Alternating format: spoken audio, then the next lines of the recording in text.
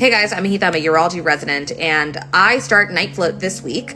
Yesterday, my shift started from 5 p.m., goes until 7 a.m. in the morning, and I take consults for 3 separate hospitals.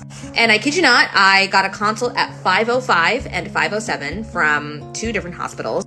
And it got me thinking about this whole, consult etiquette discourse that was happening on TikTok a couple of weeks ago.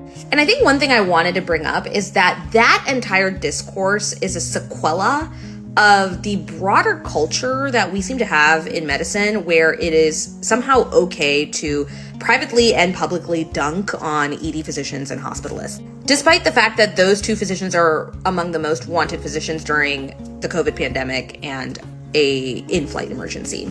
And I think it's a broader reflection of that culture we have cultivated in medicine. And I'm not really sure why, especially when ED physicians and hospitalists run the hospital. You'll have people who will say, I don't want to go into emergency medicine because I don't want to be jack of all trades. I want to be an expert in one specific field. And then we'll turn around and dunk on emergency medicine physicians for not knowing everything about everything. Or they'll be like, oh, I don't want to be in high stress situations and take care of 30 patients at a time. And then be like, oh, why did this happen in the ED? Why didn't you have time to do this in the ED? Or they'll essentially be like, oh, I don't want to be dunked on by other people in the hospital. I don't think it's bad to want excellence from your colleagues. I also don't think it's necessarily a bad thing to be frustrated in the moment that something isn't happening or some workup hasn't been done. But oftentimes that's a systems issue, and there is nothing wrong in helping your colleagues.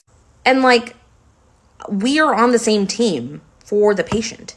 If being a urology resident has taught me anything, it's actually taught me how little of a role we play in the entire hospital system, and that every single specialty has a role in the hospital that is important, and that if we don't protect each other and lift each other up, nobody will.